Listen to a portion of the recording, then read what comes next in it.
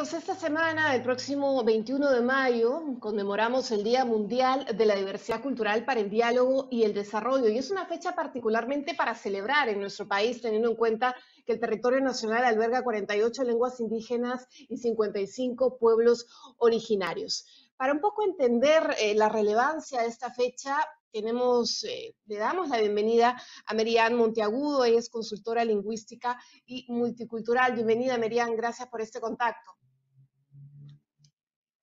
Gracias por la entrevista. Muy contenta de estar con ustedes en el programa. ¿Cuál es el impacto que tiene la inclusión intercultural en un país como el nuestro y sobre todo camino al bicentenario, Merian? Es importantísimo. Mira, estamos, como tú mencionas, a puertas de celebrar este día tan importante, el 21 de mayo, que busca no solamente reivindicar las culturas, sino que entendamos la importancia de la inclusión cultural y en el Perú particularmente, con tantas culturas, con tanta diversidad que tenemos, se convierte en un día sumamente importante, ¿no? Creemos que nuestro país requiere ser consciente de esta diversidad, ser consciente de la importancia de la cultura de cada uno de estos pueblos, de las lenguas de cada uno de estos pueblos y trabajar en conjunto por un mayor reconocimiento y una reivindicación de todos nuestros pueblos. La reivindicación va por el lado también de el reto que tiene el país, la obligación en todo caso que tiene el Estado de llegar a los distintos pueblos originarios, a las distintas comunidades que tienen como medio de comunicación esas lenguas indígenas que representan además más de 4 millones de peruanos. ¿Qué tantos esfuerzos se han hecho en esos sentidos? Tenemos ya hitos importantes, una política nacional de lenguas originarias, también una ley de lenguas originarias, pero ¿cómo se tiene que delinear el trabajo para finalmente llegar a la totalidad de este grupo de peruanos?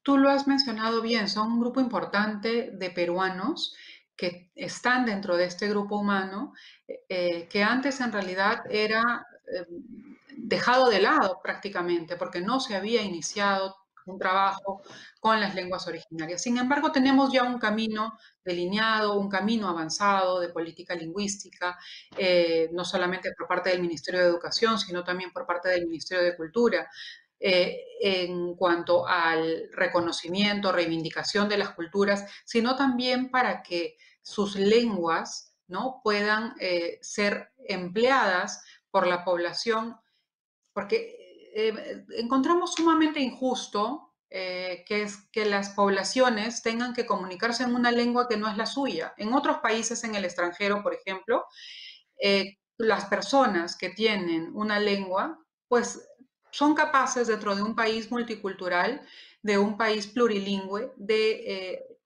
poder expresarse en sus propias lenguas, en sus propios idiomas. Sin embargo, vemos que en nuestro país no sucede eso y esto está cambiando. Parte de eso es que el Estado y también la población sea consciente que somos un país multicultural y que todos merecen un respeto. Creemos además que muchos de los problemas que existen hoy en nuestro país se deben, en su mayor parte, a conflictos que tienen una dimensión cultural, porque no somos conscientes que estamos dentro de un país con diversas culturas y que somos todos partes de un solo país.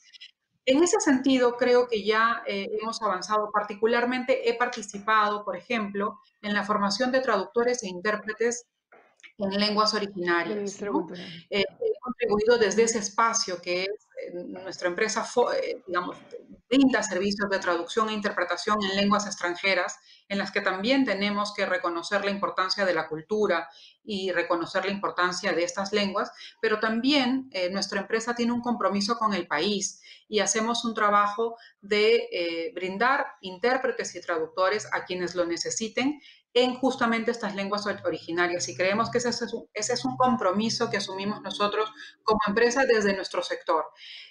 Sin embargo, dentro del sector público, como le mencionaba, he participado en diversos cursos de formación de traductores e intérpretes. ¿Por qué?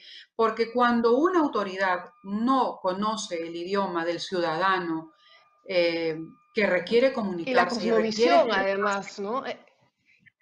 Así es. Es importante eso que tú señalas porque cuando hablamos de una lengua originaria, planteamos también una cosmovisión y que tiene códigos particulares y específicos para ciertas comunidades también. Y eso, en eso se basa también entender esta interculturalidad. Así es, cada cultura tiene una cosmovisión. Ha sido muy rico para mí, quizás una de las experiencias más importantes que he tenido, poder formar a traductores e intérpretes en lenguas originarias que sirvan de este puente con quienes no conocen estas lenguas, pero que van a permitir que las personas que tienen estas lenguas originarias puedan expresarse en sus propias lenguas y que para eso está la labor del traductor o el intérprete, ser ese pivote, ser ese puente entre esa cultura y la otra, ¿no? Porque como menciono, somos un país que convivimos diversas culturas y parte de eso es, como mencionas, la cosmovisión que hay detrás. Y créeme que no solamente he podido compartir, eh, digamos, teoría sobre la traducción e interpretación, práctica de la traducción e interpretación, sino aprender mucho también de la cosmovisión de todos estos pueblos, que es importante que respetemos y en este día recordemos la importancia de eso. Creo que contribuir con el reconocimiento de la diversidad cultural, además, no parte solo del Estado y de los esfuerzos que está haciendo el Ministerio de Educación o el Ministerio de Cultura, sino también la empresa privada. Podría dedicarme únicamente a brindar servicios de traducción e interpretación en las más de 39 lenguas que brindamos de lenguas extranjeras, pero nosotros tenemos actualmente a la fecha 14 lenguas originarias y trabajamos con intérpretes, contratando a intérpretes del Ministerio de Cultura, justamente para desde nuestro espacio también trabajar en pro de este reconocimiento de la diversidad cultural. Y creo que nos corresponde a todos, ¿no? A todos los espacios, trabajar en ese sentido. Sobre todo el papel activo que van a cumplir o que están cumpliendo desde ya en todo este contexto de pandemia los intérpretes y traductores, entrando ya a una etapa, o mejor dicho, ya estando en una etapa de vacunación, ¿no? La importancia de explicar qué representa la vacunación, por qué es importante vacunarse, sobre todo volviendo a esto que tú señalas también, la cosmovisión y lo que implica para los pueblos originarios, por ejemplo, la naturaleza y todo lo que provee la naturaleza. En ese sentido, ¿cuáles son los retos específicos de cara a poder salir de este contexto sanitario y poder tener una atención adecuada a las comunidades indígenas que, dicho sea de paso, han sido bastante golpeadas durante la pandemia de la COVID-19? Sí, la comunicación es sumamente importante. Creo que ahí hay un trabajo aún por realizar. Hemos visto que el Estado tiene programas en quechua, que es una de las lenguas mayoritarias de nuestras lenguas originarias, sin duda, pero como tú mencionas, tenemos nosotros 48 lenguas y la población vulnerable, que en estos momentos que se requiere un conocimiento adecuado en temas de salud, es necesario la participación de intérpretes, de traductores, para que conozcan sobre lo que les puede suceder, las medidas que pueden tomar en pro de protegerse.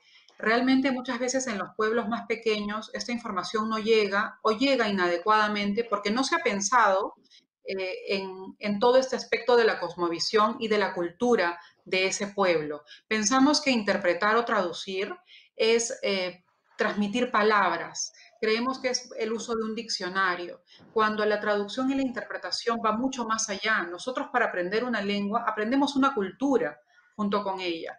Y esto hace necesario que también sea consciente el Estado, sean conscientes las personas que quieren informar al pueblo, que se contraten personas profesionales. No contratemos una persona de pronto que solo sabemos que habla quechua, sabemos que habla xáninga, o sabemos que habla inglés, o sabemos que habla francés, para poder hacernos entender.